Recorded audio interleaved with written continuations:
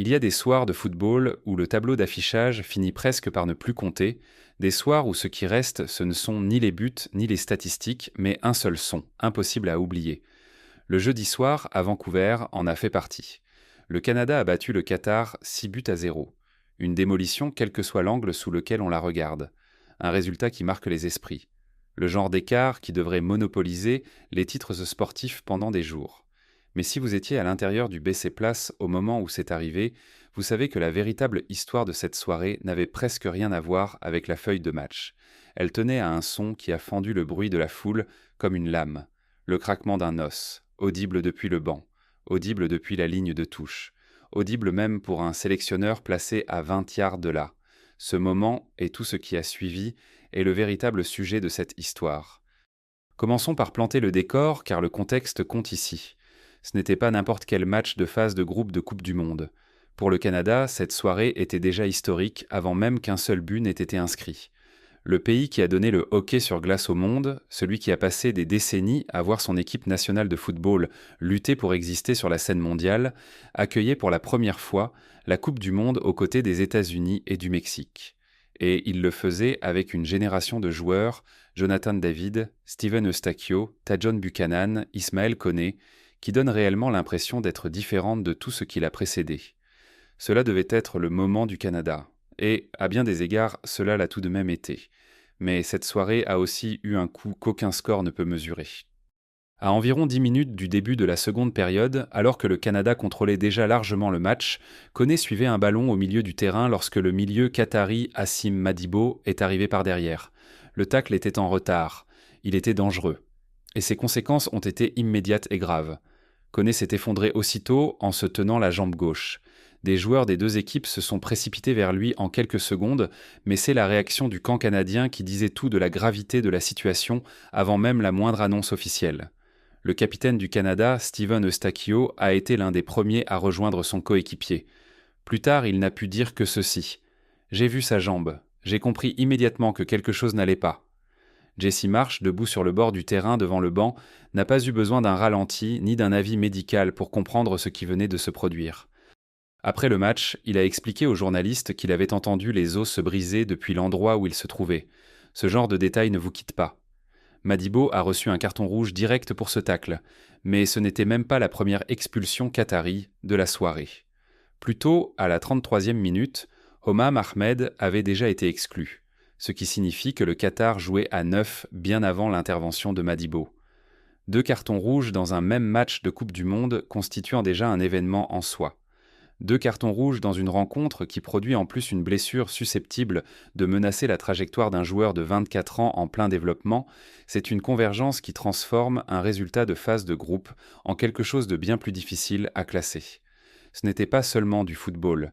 C'était un moment qui a mis à nu tout ce que jouer à ce niveau comporte de brutales et de lourdes conséquences. Koné a été évacué sur une civière. Et dans un instant qui a véritablement ému presque tous ceux qui regardaient, il a salué la foule pendant qu'on l'emportait, la jambe gauche déjà immobilisée dans une attelle pneumatique. Les supporters canadiens présents au BC Place, 55 000 personnes, ont scandé son nom tandis qu'il disparaissait dans le tunnel. Il a été conduit directement, le soir même, dans un hôpital de Vancouver. Le diagnostic a confirmé ce que le bruit entendu au bord du terrain avait déjà laissé craindre, une double fracture du tibia et du péroné de la jambe gauche. Il a été opéré immédiatement. Le lendemain matin, Canada Soccer a publié un communiqué confirmant que Koné avait subi avec succès une intervention destinée à réparer la fracture du membre inférieur et que même si une guérison complète est attendue, il manquera le reste de la Coupe du Monde de la FIFA 2026. Le staff médical de son club, Sassuolo, table sur une période de récupération de 4 à 6 mois, ce qui signifie qu'il ne sera presque certainement pas prêt non plus pour le début de la saison européenne des clubs. Son coéquipier Moïse Bombito lui a rendu visite à l'hôpital le soir même et a publié une photo d'eux deux ensemble. Un geste discret. Aucun communiqué n'était nécessaire. Cela disait tout du type de groupe dont il s'agit. Jeunes, soudés et profondément attachés les uns aux autres au-delà de ce qui se passe sur la pelouse. C'est ici que l'histoire prend un tournant que la plupart des spectateurs occasionnels n'avaient sans doute pas vu venir, parce qu'elle passe de l'émotionnel au structurel. Et cet élément structurel est l'une des choses les plus importantes à comprendre sur la manière dont fonctionne réellement une Coupe du Monde moderne en coulisses. Koné joue en club à Sassuolo, en Serie A italienne. Lorsque les clubs libèrent leurs joueurs pour représenter leur sélection dans un tournoi de la FIFA, comme chaque club du monde était tenu de le faire pour cette Coupe du Monde, ils acceptent un risque financier réel. Si un joueur se blesse en sélection, le club perd ce joueur pendant des semaines ou des mois, tout en continuant à assumer l'intégralité de son salaire sans recevoir en retour la moindre contribution sportive. Ce n'est pas un problème théorique. C'est exactement ce que Sassuolo affronte aujourd'hui, parce que l'une de ses pièces importantes au milieu de terrain va manquer non seulement ce tournoi, mais probablement une bonne partie de la prochaine année de compétition. Et rien de tout cela n'a été le choix du club ni sa faute. C'est précisément pour ce type de situation que le programme de bénéfices au club de la FIFA a été conçu. Le dispositif existe sous différentes formes depuis des années, mais pour le cycle de la Coupe du Monde 2026, la FIFA l'a considérablement élargi. En septembre 2025, la FIFA a annoncé qu'elle distribuerait un montant record de 355 millions de dollars aux clubs du monde entier par l'intermédiaire de ce programme, soit une augmentation de 70% par rapport au cycle précédent. Cet argent couvre deux catégories: les clubs ayant libéré des joueurs pour les tours de qualification et ceux qui les ont libérés pour le tournoi lui-même. Pour la première fois dans l'histoire de la compétition, les clubs qui n'ont participé qu'à la phase de qualification sont inclus dans la répartition, même si leurs joueurs n'ont jamais atteint la Coupe du Monde proprement dite. Le calcul fonctionne ainsi. Pour la phase du tournoi, les clubs reçoivent environ 5 000 $ par joueur et par jour, selon des modalités fondées sur la présence dans la liste et les minutes disputées. Pour les qualifications, le versement s'élève à environ 2 360 $ par joueur et par apparition en match. Cette structure vise à faire en sorte que les clubs ne soient un temps pas pénalisés financièrement lorsqu'ils mettent leurs meilleurs talents au service du jeu mondial. Mais au-delà de ces paiements journaliers, le programme de protection des clubs, une branche distincte du même système, intervient spécifiquement lorsqu'un joueur subit une blessure pendant une période internationale. Dans ce cadre de protection, les clubs reçoivent une indemnisation calculée sur le salaire fixe du joueur pendant la durée d'une incapacité temporaire totale dépassant 28 jours consécutifs. La blessure de Koné, une double fracture ayant nécessité une opération en urgence et une récupération estimée entre 4 et 6 mois, remplit presque certainement ces conditions. Sassuolo est désormais en position de recevoir directement de la FIFA un versement important destiné à compenser l'exposition financière créée par cette blessure. Cela ne réparera pas tout. Aucun système d'assurance ne le fait jamais complètement. Mais ce mécanisme existe, il compte, et le cas de Koné en est désormais l'activation concrète dans le monde réel. Ce détail compte au-delà du bilan comptable de Sassuolo. Il rappelle que lorsqu'on regarde un joueur entrer sur la pelouse lors d'une Coupe du Monde, toute une architecture financière fonctionne invisiblement derrière cette image. Accords d'indemnisation, structures d'assurance, cadres de compensation négociés entre la FIFA, les fédérations nationales, l'Association européenne des clubs et des centaines de clubs individuels à travers la planète. La plupart des supporters n'y pensent jamais. Mais au moment où un os se brise sur un terrain à Vancouver, tout cela devient soudain très concret. Prenons maintenant un peu de recul et parlons de ce que ce tournoi a déjà signifié pour le Canada, car l'histoire de la blessure, aussi importante soit-elle, s'inscrit dans un récit plus large qui est véritablement historique, quel que soit le point de vue.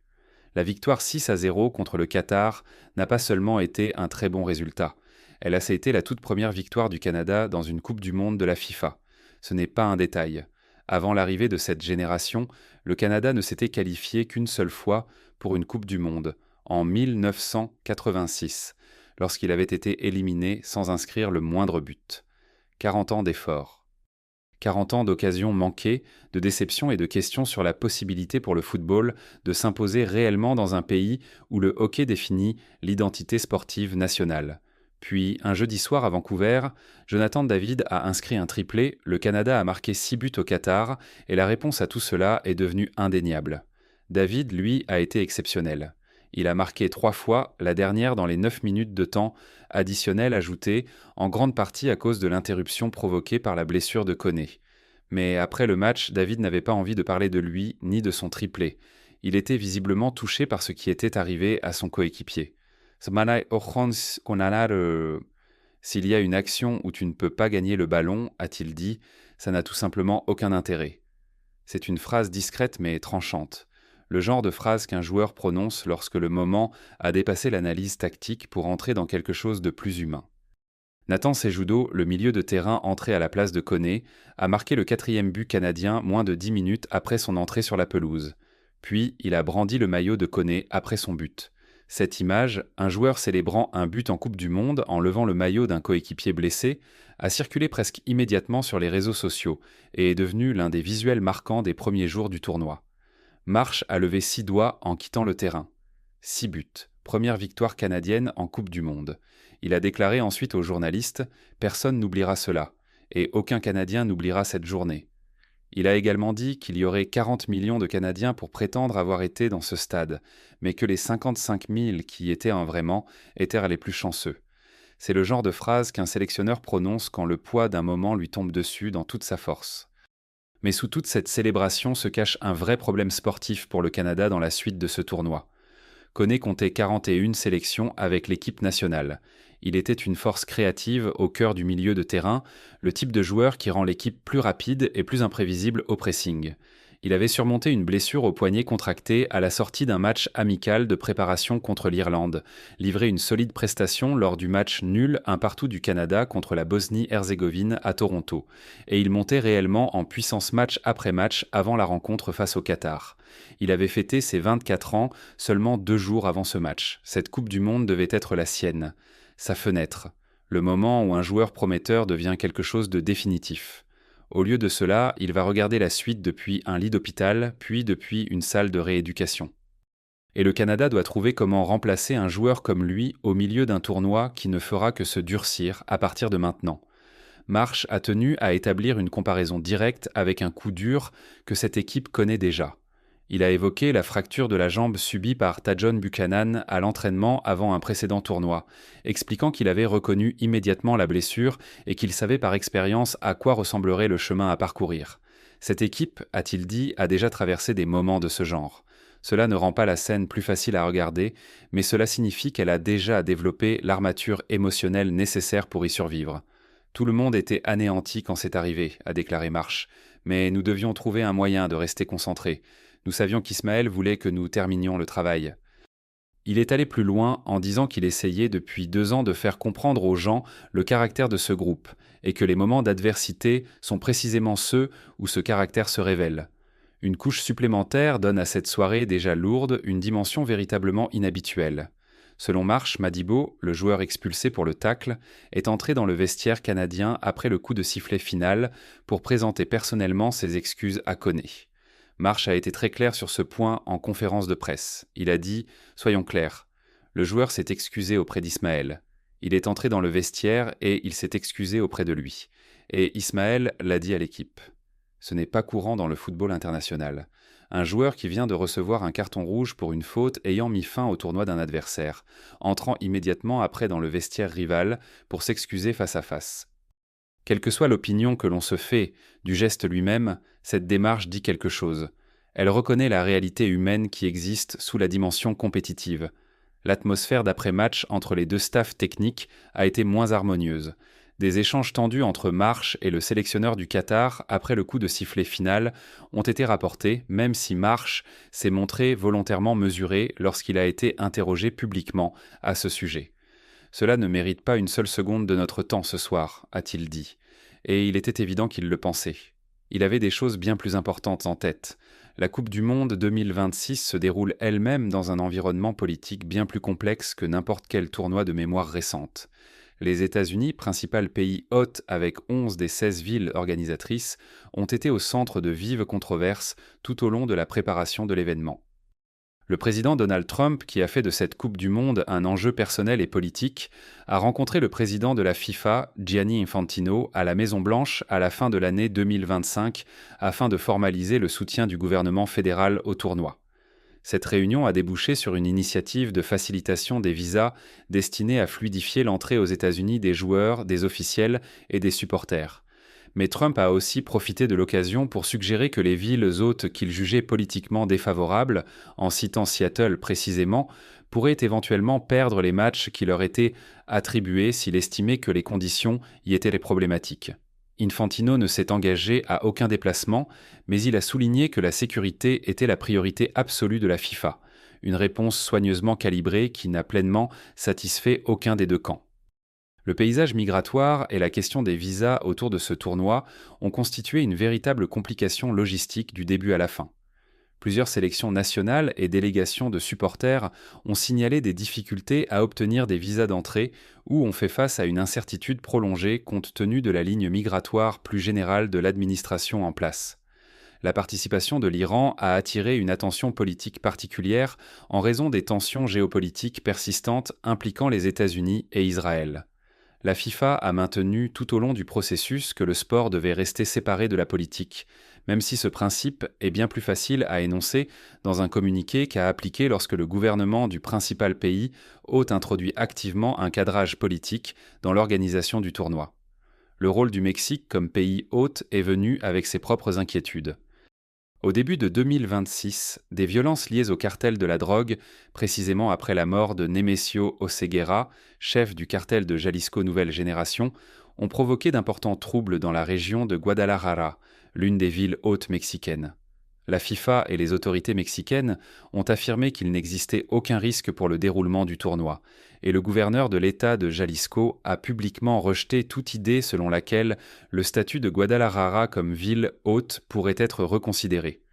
Le tournoi s'est jusqu'ici déroulé sans incident de sécurité au niveau des sites, mais l'atmosphère politique qui entoure cette Coupe du Monde ne ressemble à rien de ce que le football a connu à l'époque moderne. Un tournoi mondial organisé dans 3 pays, chacun avec ses propres tensions internes, ses dynamiques politiques et ses controverses publiques, crée une couche de complexité que la FIFA doit gérer en temps réel et dont aucune neutralité institutionnelle ne peut la protéger totalement. Dans ce contexte, la victoire 6-0 du Canada contre le Qatar et la manière dont cette équipe a réagi en temps réel à la blessure de Koné ressemblent à bien plus qu'une simple histoire de football. C'est l'histoire d'un groupe qui se trouve au moment précis où le monde entier le regarde, et qui assume à la fois la gloire et la douleur de cet instant avec un niveau de caractère qui mérite vraiment d'être souligné. La question désormais, en regardant ce qu'il reste du groupe B, est de savoir si le Canada possède suffisamment de profondeur au milieu de terrain pour maintenir son niveau sans Koné jusqu'au tour à élimination directe. Il était une pièce essentielle. Son absence est réelle et elle met davantage de pression sur les joueurs autour de lui, qui devront absorber des responsabilités qu'ils ne se préparaient n'est peut-être pas à porter. Le Canada occupe actuellement la tête du groupe B avec 4 points, à égalité avec la Suisse après 2 matchs. Le nul inaugural contre la Bosnie et la victoire 6-0 contre le Qatar.